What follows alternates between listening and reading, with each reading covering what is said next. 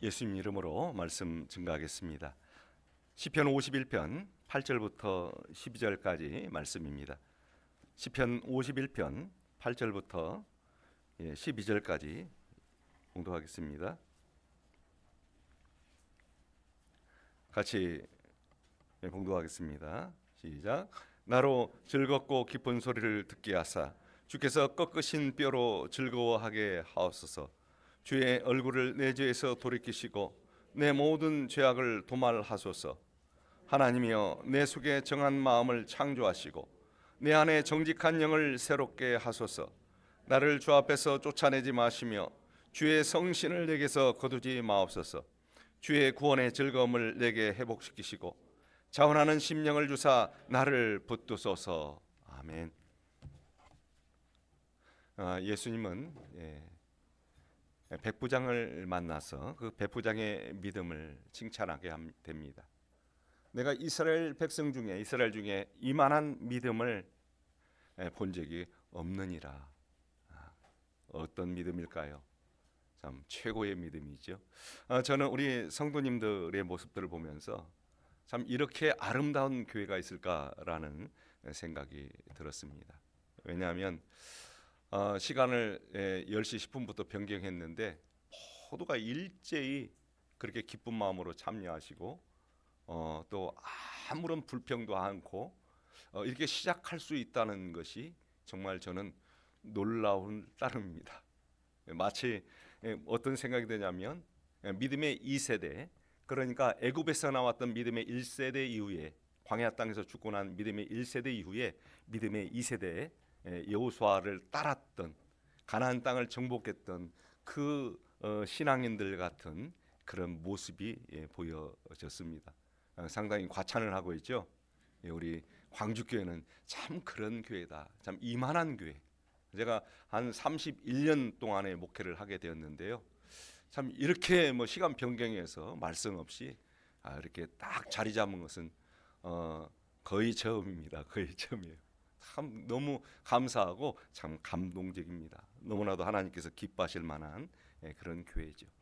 근데 우리는 여기서 이제 예배 시간을 통해서 한 가지 달라진 게 있다라고 생각할 수 있습니다. 왜냐하면 충분히 기도할 수 있다는 거죠. 충분히 기도할 수 있다. 적어도 33분에 그 30분부터 3분 동안 찬양하고 45분까지 충분히 기도할 수 있다. 항상 우리의 예배는 왜 이렇게 허겁지겁 그냥 그렇게 그냥 때우는 식으로 드려야 하는가? 항상 그것이 저의 좀 그런 고민이었습니다. 그래서 항상 기도 시간 최고 빠듯한 것이 기도 시간이다. 기도도 안수하다 보면 막 총알이 지나가듯이 쫙 하고 벌써 중간도 안 했는데 벌써 한길 목자님은 저 뒤에 가 계셔요. 아이고, 왜 그런지 나중에 알고 보니까 정신이 없어요. 그러면 안 되겠구나. 충분히 안수도 하고 충분히 하나님께 은혜도 가고 가장 귀한 시간 아니겠습니까? 하나님 앞에 우리의 부족함도 돌아보고 회개하고 새로운 마음의 각오도 하고 또 하나님께서 우리에게 위로하는 시간이잖아요. 그래서 여러분들이 힘들어도 힘든 만큼 가치가 있습니다. 시작할 때 충분히 기도하고 끝날 때도 충분히 기도하고 그래도 아쉬운 마음이 남는 것이 기도입니다. 그래서 오후에 1시간 또 기도하는 겁니다. 충분히 기도할 수 있죠. 기도 때문에 섭섭한 마음은 아마도 없을 것이라 생각이 듭니다. 그것도 부족하다. 그러면 이제 신도회별로 저녁에 제가 초청을 할 것입니다. 그래서 1시간씩 2달에 한 번씩은 신도회가 학생부까지 저녁에 올라와서 기도하는 것. 그것까지 제가 계획을 하고 있습니다. 그런데 우리 성도님들이 협조를 하신다면 그것은 이루어지겠지요. 반대하는데 제가 굳이 그것을 해야 되겠다 이렇게 말하고 싶지 않습니다. 굳이 하고 싶습니다. 근데 이렇게 우리는 왜 그렇게 우리는 기도를 해야 될까요? 하나의 우리 교회는 구원선 방주라고 말합니다. 배예요. 이 광주 시내를 구원할 그런 배입니다. 온 세상을 향해서 다니면서 저 물에 빠져 익사 상태로 죽어가는 그 영혼들을 살려야 되는 타이타닉이 무너졌을 때 구조선들이 가서 막 구원하잖아요. 거기 사람 없어요. 거기 사람 없어요. 예. 그렇게 구원선이 되어서 출항을 해야 되는데 물이 싹 빠져버렸어요. 썰물로 쫙 빠졌단 말이죠. 바닷물이 쫙 빠졌어요. 근데 물이 밀려들어서 만조가 되기 전까지는 결코 그 배는 뜰 수가 없는 것입니다. 근데 우리의 기도는 바닷물을 이렇게 만조로 만드는 것입니다. 하나님의 은혜의 바닷 물결을 우리 안으로 이렇게 우리 믿음의 항구에 불러들이는 것입니다. 그러면 거기에 만조가 되면 배가 어느 우리도 느낄 수 있듯이 두둥 실뜨게 되죠. 기도하다 보면 그렇게 되는 것입니다. 우리의 광주교회라고 하는 이 믿음의 방주 구원선이 두둥 실 떠올라요. 그리고 이제는 됐다 싶으면 거기서 이제 항로를 정하고 그리고 백거동을 올리죠. 붕붕 하면서 이제 주님이 인도하실 그 목적지를 향해서 우리는 달려가게 될 것입니다. 얼마나 꿈 같은 일입니까? 그래서 우리는 기도하면서도 항상 제가 강조한 게 꿈을 가지고 기도하자고 그랬잖아요. 저는 그것이 보여요. 우리가 기도했을 때 하나님의 은혜의 물결이 우리 믿음의 항구에 얼마나 만조로 가득 채워질 것인가. 우리 마음속에 깃들고 우리 영혼 속에 깃들고 우리가 그 하나님의 은혜의 물결 안에서 얼마나 위로받고 찬양하게 될 수 있을까. 우리 교회가 얼마나 변화될까. 저와 여러분의 일함에 함께 마음을 모아서 하는 기도는 우리 믿음의 구원선을 두둥실 떠올리게 될 것입니다. 우리의 믿음의 항구에 소원의 항구에 다다를 수 있도록 꿈을 이룰 수 있도록 주님께서 역사하실 그러한 은혜의 물결로 가득 차게 될 것입니다. 그래서 여러분들이 참 이렇게 함께 참여하고 기쁜 마음으로 함께 기도할 수 있어서 정말 저는 하나님께 참 감사드려요. 정말 이만한 교회가 있을까? 저는 그런 생각이 듭니다. 여러분의 믿음에 여러분의 기도에 응답하시고 정말로 이 교회를 하나님의 성령의 거룩한 도구로 크게 쓰시고 많은 열매를 거두게 하실 줄 믿습니다. 주님 앞에 영광 돌립니다. 우리 믿음의 성도들은 항상 기도를 하게 됩니다. 수많은 기도 시간 속에서도 기도의 내용은 실로 각자 다 다양할 수밖에 없을 것입니다. 오늘 본문은 다윗의 아주 특별한 상황 속에서 하나님을 따르는 성도들이 귀감이 될 만한 기도를 하고 있습니다. 그의 소망을 담은 기도를 하고 있어요. 아니, 그는 꿈을 가지고 기도하고 있습니다. 기도라고 하는 것은 꿈을 가지고 기도해야 기도입니다. 기도의 맛이 나는 것입니다. 꿈을 잃은 그런 소망을 잃은 기도는 더 이상 그것은 기도가 아니라 벌서는 것입니다. 무릎만 아파요. 그리고 항상 기도 끝나고 나서 이렇게 하지, 역시 기도는 힘들어. 그러나 우리가 무릎이 아프다 할지라도 소망을 가지면 우리는 그 아픈 무릎도 이겨내고 우리는 그 가치를 붙들고 기도할 수 있을 것입니다. 우리가 기도하게 될 때에 하나님께서 어떻게 역사하실 것인지, 기도한 후에 우리의 미래가 어떻게 될 것인지, 소망의 항구에, 각자의 소망의 항구에 다다를 때에 그러한 결실의 축복은 어떠할 것인지를 우리는 상상하면서 오늘 또 농부가 힘들어도 땀을 흘리면서 허리가 아파도 그렇게 열심히 노동하며 일하듯이, 결과를 보고 노동하듯이 우리는 하나님이 역사하실 그런 미래의 결과를 바라보면서, 소망을 바라보면서 기도하는 것입니다. 그래서 여기서 다윗은 이 꿈을 가지고 소망을 가지고 기도하고 있죠. 하나님, 이런 내 기도를 들어주소서, 이 내 소망을 이루어 주소서, 그렇게 기도하고 있는 것입니다. 참으로 다윗의 기도는 귀감이 될 만한, 우리가 배워야 할 그런 기도의 내용이 담겨져 있습니다. 우리는 오늘 무엇을 위해서 기도해야 할까요? 무엇을 가지고 기도해야 될까요? 내가 가장 기도하면서 주안점을 두고 기도해야 될 내용들은 무엇일까요? 그 다윗의 기도의 내용을 살펴보도록 하겠습니다. 다윗은 무엇을 기도했을까요? 첫째, 마음의 정결을 위해 기도했습니다. 마음의 정결을 위해 기도했습니다. 따라서 해보시기 바랍니다. 마음의 정결. 마음의 정결을 위해서 기도했습니다. 1절 2절 이렇게 보도록 하겠습니다. 1절 2절 읽겠습니다. 시작. 하나님이여, 주의 인자를 쫓아 나를 긍휼히 여기시며 주의 많은 자비를 쫓아 내 죄가를 도말하소서. 다윗은 첫 마디부터 죄로부터 깨끗하게 해달라고, 내 죄를 사해달라고 그렇게 탄식하며 울며 기도하고 있지요. 그가 그렇게 탄식하며 울며 간절히 기도할 수밖에 없었던, 그렇게 절규하며 기도할 수밖에 없었던 이유는 무엇일까요? 그가 지었던 죄는 자신의 능력이나 힘으로서는 도저히 해결할 수 없는 깊은 쇠사슬의 죄악에 매여 있는 죄였거든요. 주님의 인자하심을 쫓아 나를 긍휼히 여기시며 주님께서 정말 자비를 베푸시고 당신의 인자를 베푸시지 않는 한, 다윗을 긍휼히 불쌍히 여겨주시지 않는 한 그의 죄는 깨끗해질 수도 없고 용서받을 수도 없는 것이었습니다. 얼마나 그런 큰 죄를 졌으면 이런 기도를 하게 될까요? 오직 주님의 인자와 긍휼하심만으로 그를 구원할 수가 있는 것입니다. 용서받을 수가 있는 것입니다. 만일 오늘 이 순간에 다윗이 죄 용서함을 받지 못하고 정결케 되지 못한다면 그의 일생에는 그가 비록 면류관을 쓰고 그리고 왕으로 있지만 아무런 소망이 없는 절망의 인생이 될 것입니다. 그래서 그는 간절히 기도하고 있죠. 그러면서 무엇을 함께 자기 죄를 용서를 빌면서 무엇을 기도하고 있을까요? 정결을, 마음의 정결을 기도하고 있습니다. 그런 극악무도한 그런 죄를 지었어요. 충성스러운 부하의 아내를 빼앗아 버렸어요. 그리고 그것이 탄로날까 봐서 그 충성스러운 부하를 죽였어요. 믿음의 사람이라는 사람들이 참 엄청나지요? 하나님은 너무도 노예해서 너무도 화가 나서 그 나단을 통해서 지적했습니다.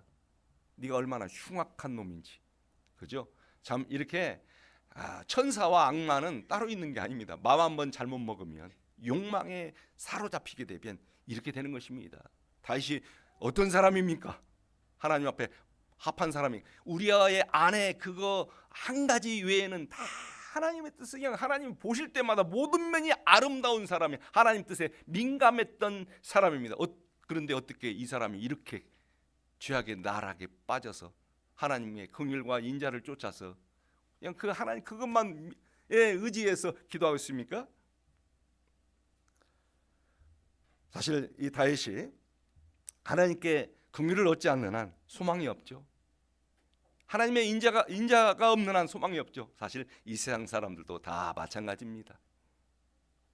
다 자기 스스로의 어떤 부유함을 가지고 부족함 없이 나는 만족한다, 하나님 필요 없다 하지만 이 세상에 있는 모든 사람들이 하나님의 긍휼함을 입지 않는 한, 하나님의 인자하심을 입지 않는 한 어떻게 될까요? 미래가, 결과가 뻔하지 않습니까? 어제 호세아서 공부했던 내용처럼 하나님께서 허락하신 거 내가 줬지? 그래, 다 내놔, 다 걷어갑니다. 입은 옷까지 다 걷어가요. 평상복 그냥 수의 하나 딱 입혀. 그래 마지막에 다 태워버려요. 몸도 내가 몸도 흙으로 만들었지? 요즘은 다 태워버리잖아요. 그 다음에 다 썩잖아요. 그리고 나서 뭐라고 합니까? 하나님께서 영혼도 내가 준 거잖아. 이렇게 해가지고 이 영혼도 내놔라. 모든 걸 다 이렇게 되어 있어요. 하나님의 긍휼과 인자를 입지 않는 이 세상의 모든 사람들의 결과가, 삶의 결과가, 운명이 처할 미래가 어떠한 것이, 아무런 소망이 없는 것입니다. 오직 절망밖에 없는 것입니다. 그런데 하나님 앞에 사랑을 받았던 이 사람이 어떻게 이렇게 정말 처량한 신세가 되었을까요? 이렇게 극악무도한 사람이 되었을까요? 그는 완전히 죄악에 사로잡히게 되었습니다. 혹시 여러분을 아나콘다 아신가요? 밀림 속에 아나콘다. 예? 비암이죠, 비암. 전라도 말로. 근데 이제 비암이 상당히 귀여운 비암이 아니라 구렁이 정도가 아니라 아나콘다가 막 괴물 같은 막 사람들이 막 이렇게 여기서부터 여기까지 이렇게 두꺼워요. 그래서 그 아나콘다가 때로는 외국에서는 사람이 이렇게 두둥실 배가 이렇게 차 있어요. 사람들을 막 몇 사람씩을 집어 삼켜버린 것입니다. 통째로 삼켜버린 것입니다. 그거를 막 배를 막 밟더라고요. 아나콘다가 막 짐승들 막 송아지도 삼켜버려요. 그러면 거기서 토해내죠. 거기서 나와요, 배에서. 죄악이라고 하는 아나콘다에 다윗은 사로잡히게 되었습니다. 그래서 다윗은 죄악이라고 하는 아나콘다에 완전히 소화되기 일보 직전이었어요. 이제 트름만 하면 끝나는 거예요. 다윗은 아나콘다가, 죄악이라고 아나콘다가. 그래서 하나님과의 관계가 완전히 끊어질 상황에 놓였다는 것입니다. 11절 보겠습니다. 그래서 그것을 직감하고 이제는 나는 끝났구나, 나는 끝장났구나, 이렇게 토하면서 고백하면서 하나님 앞에 살려달라고 기도하는 것입니다. 제발 나를 하나님 안에서 쫓아내지 말라고 기도하고 있는 것입니다. 11절 읽겠습니다. 시작. 나를 주 앞에서 쫓아내지 마시며 주의 성신을 내게서 거두지 마옵소서. 하나님의 성신을 거둘 때부터 끝나는 것입니다. 사울 왕에게서 하나님의 영이 떠남과 동시에 끝나는 것입니다. 엘리에게서 하나님의 영이 함께 하심을 떠날 때부터 완전히 끝나는 것입니다. 다윗도 그 마지막을 지금 느끼고 있는 것이죠. 위기를 느끼고 있는 것이죠. 그런데 어떻게 다윗이 이런 죄악의 하나님과의 관계가 파괴될 만큼의 상태에 이르게 되었을까요? 그 원인은 마음의 정결함을 잃었던 것이 원인이었어요. 마음을 깨끗이 해야 되는데 어떤 그 여인에 대한 욕망이 들어왔어요. 그 욕망이 마음을 더럽혔어요. 그래서 욕망이 어떻게 됐냐면 마음에 타올라서 이 죄악에 사로잡히게 되고, 그리고 죄악에 사로잡힌 나머지 범죄를 저지르게 되었죠. 실행에 옮기게 되었던 것이죠. 그래서 다윗이 깨달았던 것은 신앙인의 마음은, 하나님의 백성들의 마음은 정결해야 되구나, 이걸 느꼈습니다.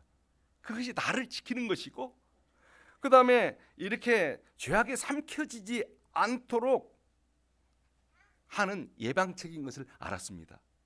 죄에 삼켜지지 않으려면, 죄악이라고 하는 아나콘다에 삼켜지지 않으려면 우리 마음을 깨끗이 하시기를 바랍니다. 그러려면 우리는 죄를 안 지을 수는 없어요. 내 안에 죄의 요소가 있습니다. 그리고 사실은 모든 사람들이 암의 세포가 다 있대요. 암에 안 걸리도록 잘 그것을 건강 관리를 잘해야 됩니다. 그 세포들을 잘 관리해야 돼요. 그렇지 않으면 암에 덜컥 걸리거든요. 그래서 이 죄악이라고 하는 것은 모든 사람들에게 다 있는 것이고, 우리는 어떻게 보면 죄 속에서 살아가요. 하지만 죄악이라고 하는 이런 무서운 아나콘다에 삼켜지지 않으려면 우리는 죄악을 잘 다스릴 수 있기를 바랍니다. 내 마음속에 있는, 내 삶 속에 있는 이것을 잘 훈련시켜야 돼요. 적어도 이 죄악이 나를 물어뜯지 않도록, 나를 삼켜지지 않도록 말이죠. 죄라고 하는 것은 사나운 맹수가 갑자기 사람을 습격하는 것 같습니다. 막 사자가 이렇게, 표범이, 하이에나가 딱, 여러분의 죄악이, 저의 죄악이 딱 순간만 포착하고 있어요. 어느 순간만. 그러다가 어떤 기회가 오게 되면 그 머리감을 막 쏜살같이 삽시간에 딱 잡고 목덜미를 딱 물어채가지고는 그대로 그냥 땅바닥에다가 꽂아버립니다. 쓰러뜨립니다. 그리고 잔인하게 이제 숨통을 조이고 서서히 죽기를 기다리고 나중에 딱 죽으면 거기서 갈기갈기 찢어서 먹잇감으로 삼습니다. 아주 골치 아프죠? 이 죄악이라는 게 그렇습니다. 그러니까 결국 이렇게 죽어간 사람들이 다윗만이 아니었어요. 다윗은 그래도 하나님께 구원받았죠. 구약성경에 보면 이 가인이라는 사람도 그렇게 죄의 아나콘다에게 삼켜졌습니다. 죄의 사자에게 삼켜졌죠. 4장 7절 보겠습니다. 4장 7절 보겠습니다. 같이 읽겠습니다. 창세기 4장 7절 시작. 내가 선을 행하면 어찌 낯을 들지 못하겠느냐. 선을 행치 아니하면 죄가 문에 엎드리느니라. 죄의 소원은 내게 있으나 너는 죄를 다스릴지니라. 마음속에 죄가 소원이, 소망이 생겨서 죄도 소망이 생기는 것입니다. 그것도 잘 키워야 성인이 되는 것이지 아무나 그렇게 죄를 짓는 게 아니에요. 이것을 쉬운 성경으로 한번 읽어드려 볼게요. 쉬운 성경으로. 내가 좋은 마음을 품고 있다면 어찌 얼굴을 들지 못하겠느냐.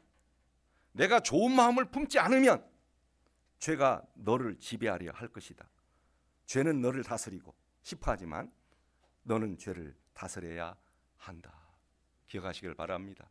그래서 우리 신앙인들은 좋은 마음을 품어야 돼요.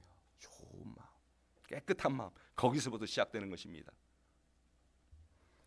우리 신앙인들은 참 죄 앞에 연약해요. 그래서 자기 자신도 다윗도 아마 자신했을 것입니다. 자기 믿음 생활 해오면서 남들은 다 죄짓고 실족한다 할지라도, 하나님을 슬프게 한다 할지라도 자기만큼은 그렇지 않을 것이다. 나만큼은 떨어지지 않을 것이다 믿음에서, 이렇게 생각했을 것입니다. 그런데 다윗은 나중에 죄짓고 나서 깨닫는 게 무엇일까요? 자기 스스로도 죄성이 있는 인간이라는 것을 깨달았습니다. 자, 3절 말씀 보겠습니다. 같이 읽겠습니다. 시편 51편 3절 빨리빨리 돌아오겠습니다. 대저 나는 내 죄가를 아오니 내 죄가 항상 내 앞에 있나이다. 내 죄가 항상 내 앞에 있다는 말은 무슨 말입니까? 그것은 항상 내 죄가 나를 고발하고 있습니다. 너 잘못했잖아. 무슨 낯으로 오늘 하나님 앞에 왔어. 죄가 고발한다는 거죠. 왜 의로운치 않은 거야. 항상 우리는 양심의 가책을 가질 수밖에 없는 것이죠. 그 다음에 또 하나 5절 말씀 보겠습니다. 심지어는 죄성이 가득하다는 것을 알았습니다. 시작. 내가 죄악 중에 출생하였으며 모친이 죄 중에 나를 잉태하였나이다. 깨닫고 보니까 내가 죄덩어리구나. 내가 출생할 때부터 어머니도 죄인인데 그 어머니로부터 그 죄성을 물려받은 그런 태어날 때부터 악한 존재였구나. 어머니가 잉태할 때부터 내가 죄가 있었구나. 그러니까 그 죄가 있다는 것을 알게 되면 어떻게 될까요? 신경을 써요. 건강한 사람들은 신경을 안 씁니다. 저는 되게 신경 써요. 음식 먹을 때. 근데 많이 먹는다고는 지금 하는 것은 사실이지만 신경 쓴 게 그 정도입니다. 당이 와가지고 신경 써요. 그래서 신경 쓴 거예요. 옛날에는 어마어마하게 먹었어요. 근데 지금은 정말 조금 먹는 거예요. 여러분들보다는 몇 배가 많지만 어쨌든 이렇게 내가 그런 약함이 있다고 생각하면 조심할 수밖에 없는 것이죠. 그래서 거기서 깨달았어요. 나는 정말 하나님 앞에서 죄인일 수밖에 없고 이 죄 앞에 얼마나 연약한가, 범죄하기 쉬운가, 그걸 알았다는 것이에요. 초장부터 자기의 정결함을 이렇게 가져야 된다는 것이죠. 그래서 연약해서 넘어질 수밖에 없는 존재라고 하는 것을 그는 깨닫습니다. 그리고 이러한 죄를 하나님 늘 저를 깨끗해 주십시오. 우슬초로 저를 씻어 주십시오. 우슬초는 한마디로 정결의식 때 쓰여지던 것입니다. 그래서 항상 죄 관리를 했어요. 죄를 안 질 수는 없어요. 집에서도 우리가 살게 되면 더럽히지 않을 수가 없어요. 그냥 쓰레기도 쌓여가고 그래요. 근데 어떤 사람들은 쓰레기를 안 치워요. 그러니까 집이 사람이 걸어 다닐 때도 없고 누울 자리도 없이 그냥 쓰레기가 가득 차 있는 그렇게 생활하는 사람들을 TV에서 보지 않습니까? 어떻게 저 사람은 저렇게 살까? 우리도 안 치우면 그렇게 되는 거예요. 그래서 이런 그 죄성이 가득한 존재이기 때문에 이 죄를 잘 다스려야 된다는 것을 자신의 실패를 통해서 배우게 되었습니다. 자기 자신의 죄를 잘못 다스리지 않음으로 인해서 얼마나 어떤 결과가, 엄청난 결과가 온다는 걸 자기가 삶으로 톡톡히 경험을 해봤거든요. 자, 51장 7절 한번 읽겠습니다. 시작. 우슬초로 나를 정결케 하소서. 내가 정하리이다. 나를 씻기소서. 내가 눈보다 희리다. 뭐에 관심을 갖고 있습니까? 정결케 해주시고 씻게 해주시고 온전케 해주시고, 그것을 이제는 집중적으로 관심을 가졌다는 것입니다. 그러면서 이렇게까지 얘기합니다.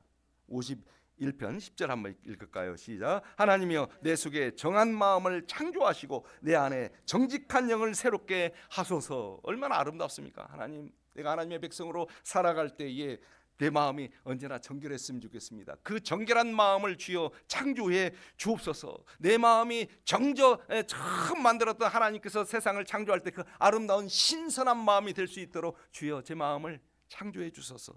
정직한 영을 날마다 새롭게 하여 주시옵소서. 이렇게 기도하고 있는 것입니다. 그래서 우리가 성도들이 추구해야 될 최고의 가치가 무엇일까요? 정결한 마음입니다. 하나님의 은혜는 거기서 시작되는 것입니다. 그리고 또한 죄악을 예방할 수 있는 길인 것을 우리는 깨달아야 하는 것입니다. 그래서 여기서 다윗이 기도하죠. 내 마음이 정결해지는 것도 하나님의 은혜가 있을 때 가능하다는 것이죠.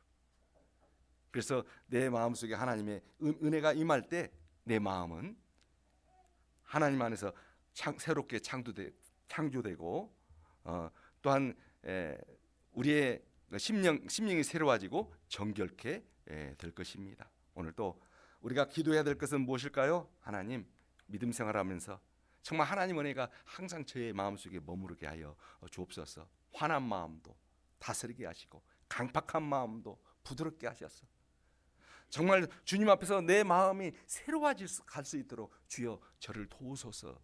내 육신은 비록 늙어간다 할지라도 내 마음만큼은, 심령만큼은 더 하나님을 향해서 새로워질 수 있기를 원합니다.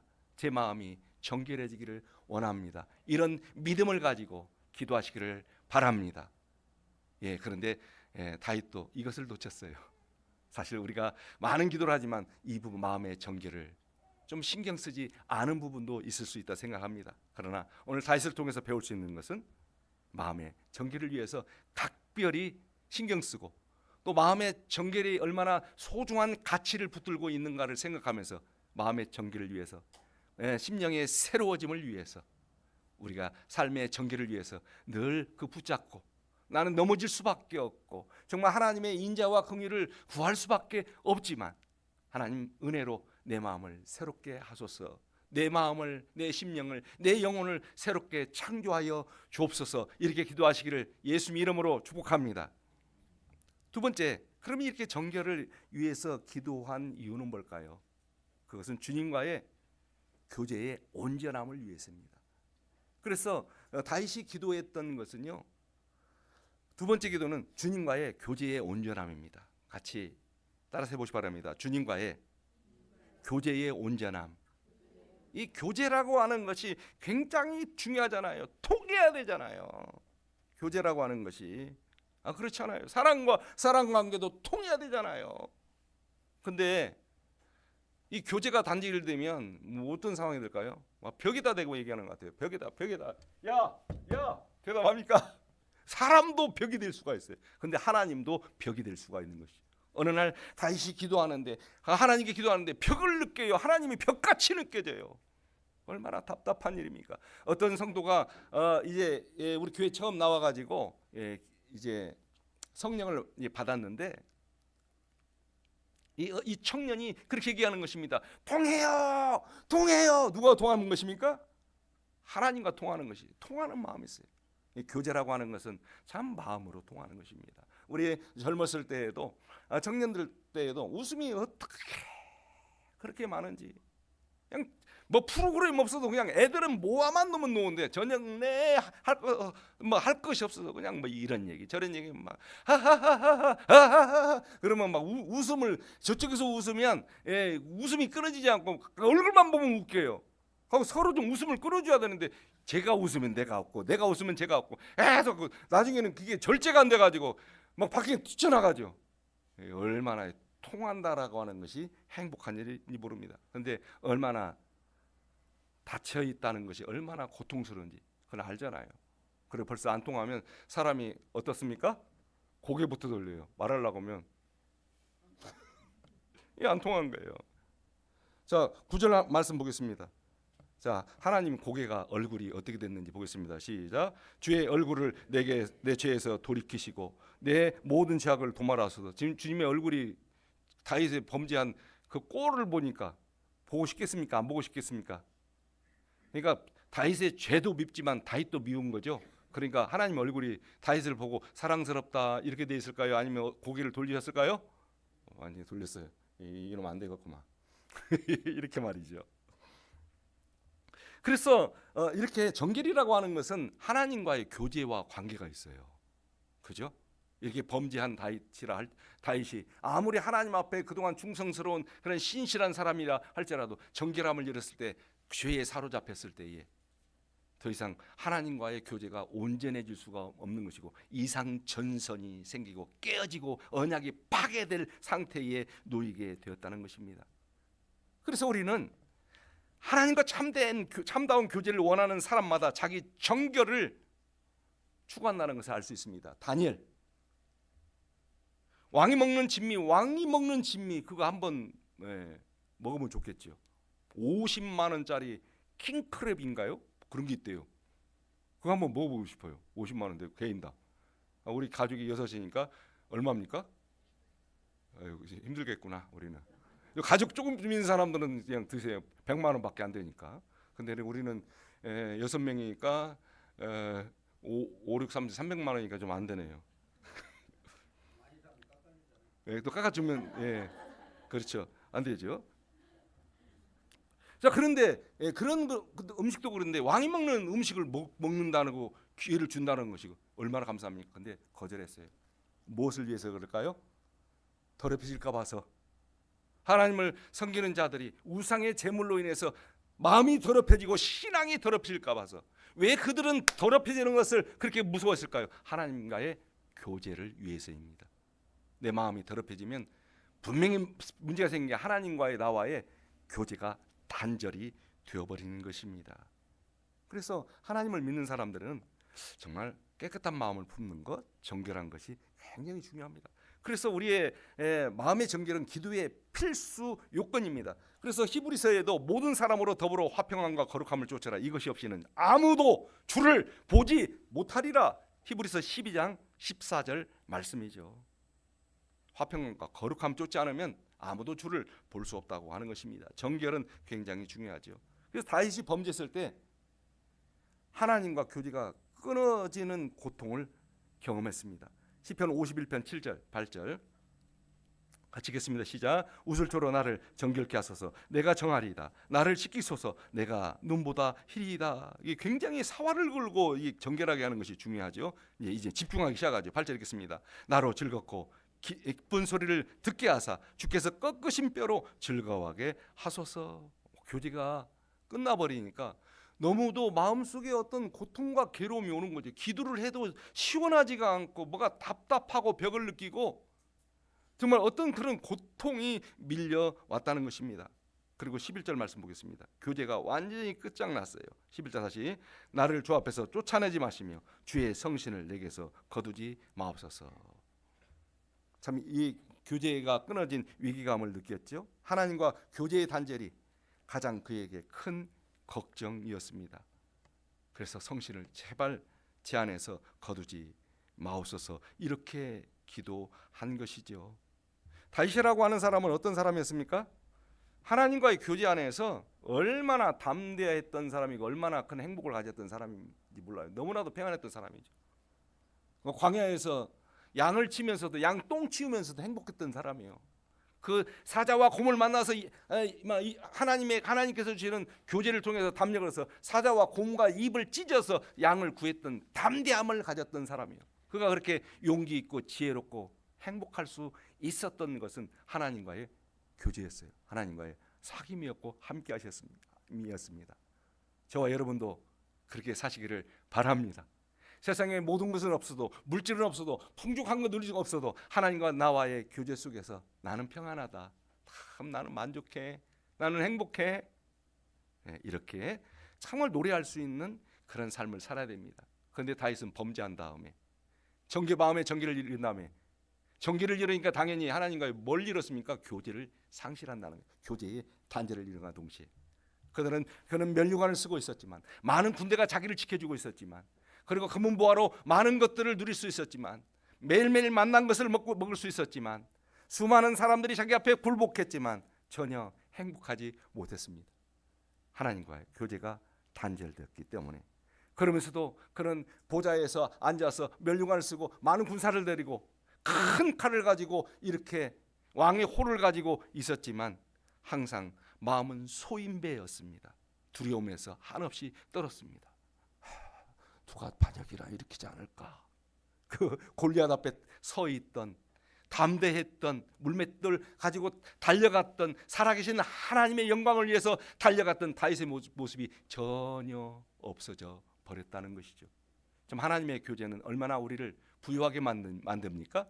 근데 하나님과의 교제가 끝나는 순간 얼마나 이 대장부가 쫄장부가 될 수 있는지 우리는 압니다. 그래서 우리 성도들에게 있어서 가장 중요한 게 뭐가 열려야 될까요? 하나님과의 교제가 열려져야 됩니다. 그러면 정말 뭐 그 무화과나무가 무성치 못하고 포도나무에 열매가 없고 감람나무에 소출이 없어도 밭에 식물이 없어도 우리 양이 없어도 외양간에 소가 없을지라도 나는 여호와를 인하여 즐거워하며 나의 구원의 하나님을 인하여 기뻐하리로다. 이렇게 우리는 고백할 수 있습니다.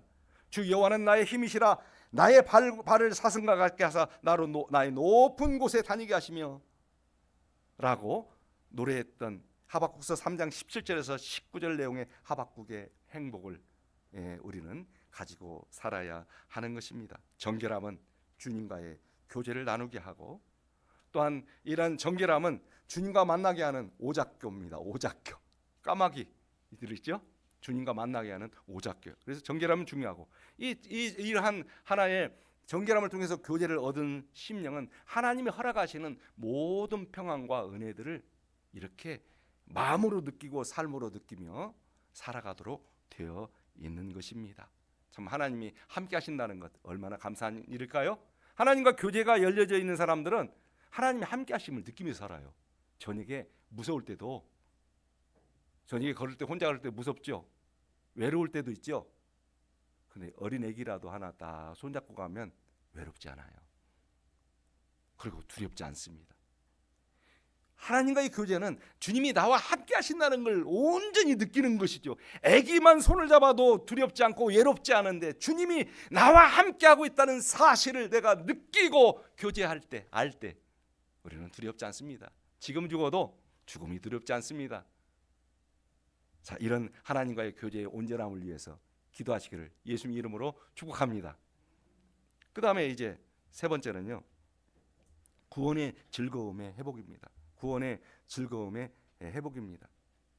12절 보겠습니다. 12절 시작. 주의 구원의, 자 우리 51편 12절, 시편 51편 12절 시작. 주의 구원의 즐거움을 내게 회복시키시고 자원하는 심령을 주사 나를 붙드소서. 주님 나를 붙들어 주십시오. 구원의 즐거움을 회복해 주소서라고 기도하고 있습니다. 하나님과의 교제가 열리게 되면 뭐가 생길까요?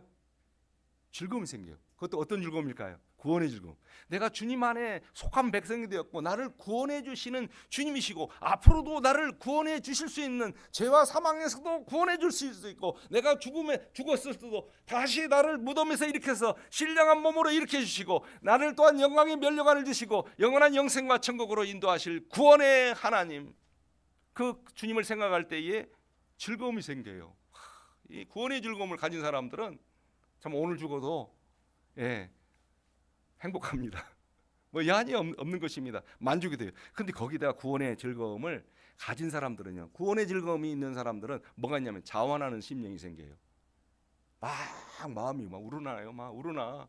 뭔가를 하고 싶고 주님을 위해서 충성하고 싶고 전도하고 싶고 이웃을 사랑하고 싶고 뭔가를 뜻있는 일을 하고 싶고 막 자원하는 마음이 뭔 생각들이 막 자원하는 생각들이 막 떠올라고 다른 사람을 기쁘게 해준다고 말이죠. 얼마나 감사해요. 의욕이 살아나요. 의욕이. 그래서 하나님과의 교제가 이루어진 온전한 사람들은 이 즐거움이 있어요. 구원의 즐거움이. 그래서 이 의욕이 불타오릅니다. 누가 그냥 하지 말라고도 기쁨으로 해요. 교회를 나와도 그냥 지옥 안 가려고 나온 것이 아니라 즐거워서 나와요. 여러분은 지옥 안 가려고 나오십니까? 즐거워서 나옵니까? 중간입니까? 즐거워서 나오시면 자원하는 심령, 구원의 즐거움이 있어서 그런 것입니다. 우리 모두에게 이 구원의 즐거움이 항상 있기를 축복합니다. 그래가지고 막 내 마음이 그냥 막 쪄놓은 찐빵처럼 막 뜨끈뜨끈뜨끈, 아니 막 뭐든지 막 의욕적으로 막 하려고 그래요. 의욕적으로. 마치 우리 광주교인들처럼 말이죠. 막 기도하자고 하니까 벌써 막 언제 기도하냐고 막 마음속으로 그런 것 같아요. 그게 느껴져요. 의욕적으로 자원하는 심령이 생기잖아요. 이 자원하는 심령의 구원의 즐거움은 하나님과의 바른 관계 속에서 얻어지는 것입니다. 예수님도 그러십니다. 이렇게 말씀하셨죠. 평안을 너희에게 끼치노니 곧 나의 평안을 너희에게 주노라. 내가 너희에게 주는 것은 세상이 주는 것 같지 아니하리라. 너희는 마음에 근심도 말고 두려워하지 말라.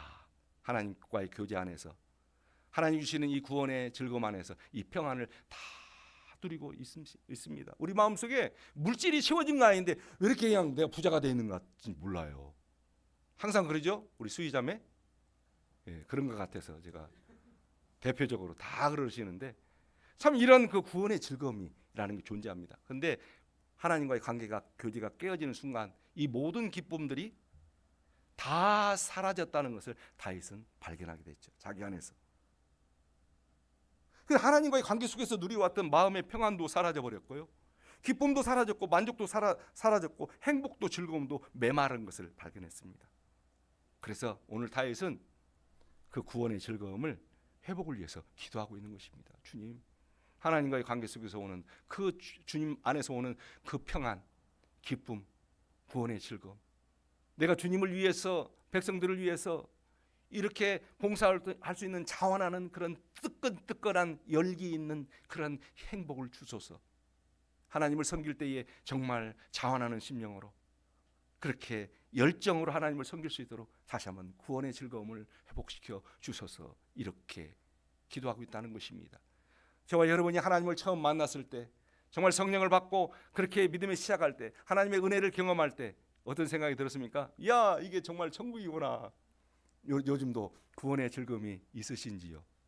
만일 없다면 다윗같이 내 안에 하나님이 주신 평안과 기쁨과 만족과 행복과 즐거움이 메말랐다라고 한다면 구원의 즐거움을 위해서 기도하시기를 바랍니다. 기도 시간에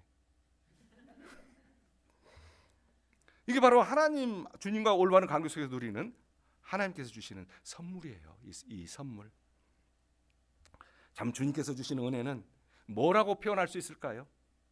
메마른 사막 같은 내 마음 속에 참 하나님께서 천국의 꽃을 피워준 것 같다. 저는 이렇게 표현하고 있습니다. 교회 잘 안 나오시는 분들한테 그런 소개를 해요. 하나님 안에서의 교제가 회복되면 어떤 행복이 있을까? 그분들도 금세 또 그 은혜를 체험하게 되더라고요. 어쨌든 그 하나님 은혜 안에서 이렇게 깨어 있고 하나님과 교제가 활짝 열려 있는 사람들은 이런 찬양이 어울린다고 생각이 듭니다. 이런 고백을, 찬양의 고백을 할 것입니다. 나는 행복해요. 그 사랑 제사함 받았으니 아버지 품 안에서 떠나 살기 싫어요. 나는 행복해요. 사랑이 샘솟으니 이 세상 무엇이든 재우고도 남아요. 하나님 은혜로 채워졌을 때 아마 이런 마음의 내용이 이해가 되시죠? 그죠? 얼마나 감동스럽고 참 그 안에서 참 내 안에 이렇게 은혜가 채워져 있는가를 다시 한번 묵상할 수가 있게 됩니다. 하나님과의 온전한 교제를 위해서 기도하고 있습니다. 마지막으로는요,